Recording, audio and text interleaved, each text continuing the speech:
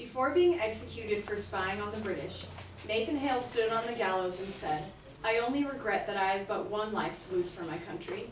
Service to one's government and society is one of the foremost ideals of the ancient Greek and Roman philosophy of classical republicanism. Natural rights philosophy, born in the Enlightenment, opposes this by stressing the rights of the individual and the creation of a government out of a state of nature to protect those rights. While the founders managed to blend natural rights and classical republicanism, these two schools of thought fundamentally diverge. Classical republicanism fervently emphasized the community before the individual.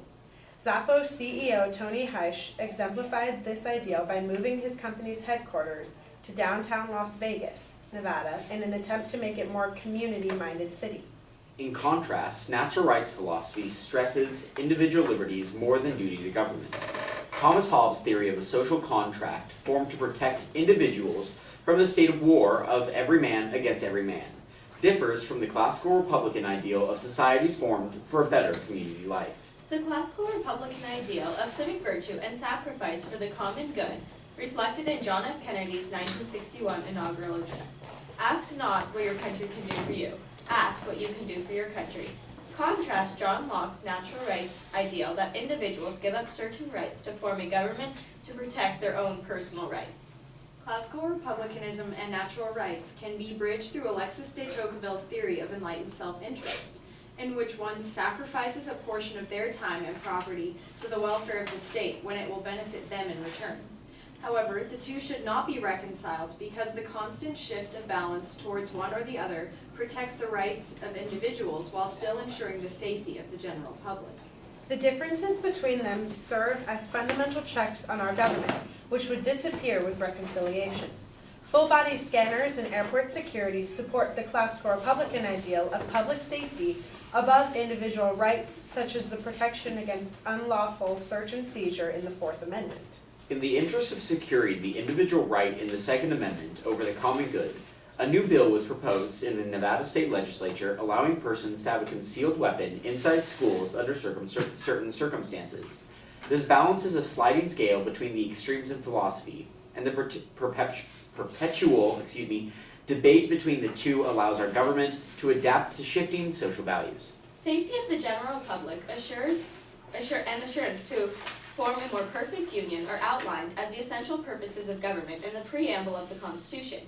In the words of the founders, this union would fulfill a specific list of purposes, including the establishment of justice. The Constitution establishes justice and what should result in a limited and transparent government in Article 3, Section 2, which states, "The judicial power shall extend to all cases in law and equity arising under this Constitution." This defines the idea of justice through landmark cases such as Brown v. Board of Education that established separate but equal as inherently unequal. To ensure domestic tranquility, the government institutes order by limiting natural rights and creating economic stability. In Wealth of Nations, Adam Smith asserts that a purpose of government is to administer necessities that are not profitable, such as education and roads. The federalist system provides for targeted administration of these necessities.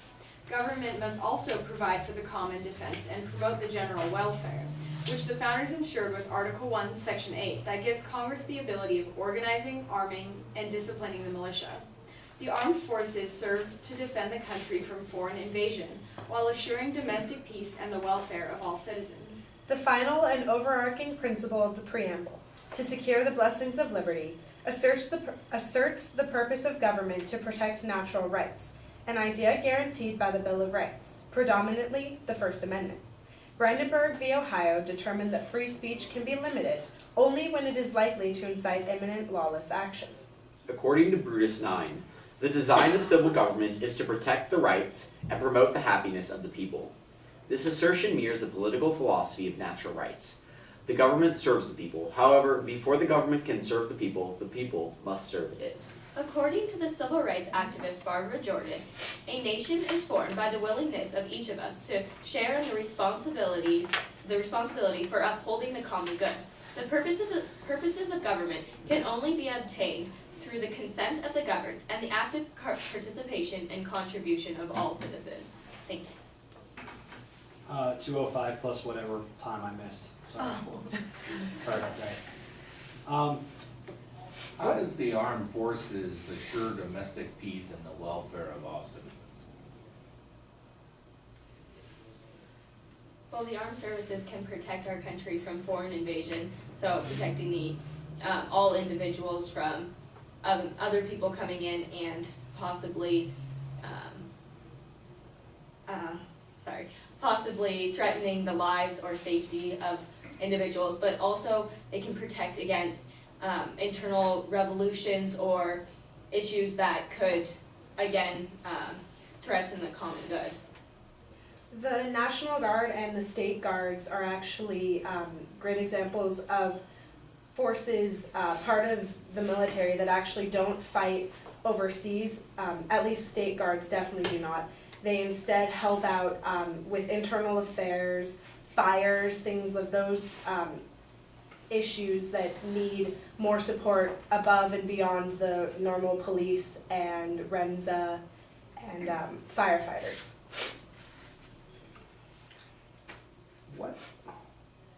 What particularly makes the general welfare clause of Article 1, Section 8, what distinguishes that from every other grant of power to the legislative branch in Article 1? What's the major distinction between that and all the other clauses? The general welfare clause is extremely, essentially elastic. It's very difficult to necessarily pin down what is the general welfare. For some, it's the idea of people being able to all have their individual guns, and for others, it's nobody having a gun. So it expands to a lot of different areas and can be debated over, whereas other things such as Article 1, Section 8, Clause 8, which is the promotion of arts and sciences, is rather specific. The idea of promoting the general welfare is sort of an expansion of the legislative power. What it is it doesn't actually list the abilities that Congress could actually do in order to promote the general welfare. Instead, it's sort of this overarching idea, like Emily was talking about, where Congress is sort of trying to promote this abstract idea. And while it certainly has helped in the past, it certainly is it leaves room for maneuvering and a lot to be desired in terms of specificity. If you were a consultant to one of the emerging democracies and helping them write their constitution, what aspects of natural rights philosophy would you recommend that they place in their constitution? And why? I think the natural right of freedom of travel should be in the Constitution, because although it's not the first thing that most people think of, it's important that people under a government have the option to move around. And in fact, it's in the Universal Declaration of Human Rights, because it's essential for people to know that they can move where they want, they can travel, and they can leave a country if they want to. I would advise them to specifically include some form of the social contract and actually agreeing to the government. In the United States, we're not necessarily in a social contract because we're born into this government. I didn't have to sign anything that said, I'm a citizen of the United States and I agree to everything that this government has. Whereas in Arizona, they're actually starting this idea of making that social contract a requirement, or not necessarily a requirement, but an option to sign it when you graduate from high school. So I would advise them to include something like that so that the people understand that they are part of a government and that they have certain responsibilities to said government. One of the foremost ideas that should be protected is your right to liberty, which is especially the freedom of speech, and it actually is a requirement that they're proposing to graduate high school in Arizona, that you have to pledge, essentially publicly pledge your allegiance to the United States. And this sort of ties back into the idea of the freedom of speech, which is so necessary for people to be a check on their government, because it wasn't until the protests in the early 1900s where we see the women's right to vote begin to emerge, or really emerge. It's where we saw the progressive era, workers' rights, and it's all the freedom of speech that led to those major developments in the United States in terms of like the social sphere in the United States. And so incorporating the idea of the freedom of speech into a constitution is the foremost thing that you can do in order to have a forward-thinking society. A specific amendment process also needs to be laid out, and the importance of this can be seen all over the place in our society, such as the 19th Amendment, which gave women the right to vote, or the 26th Amendment, which then allowed 18-year-olds to vote, thus swaying the elections in our country.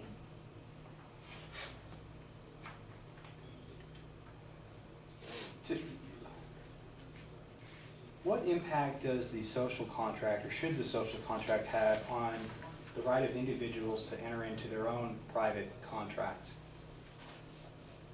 Broad question, I know.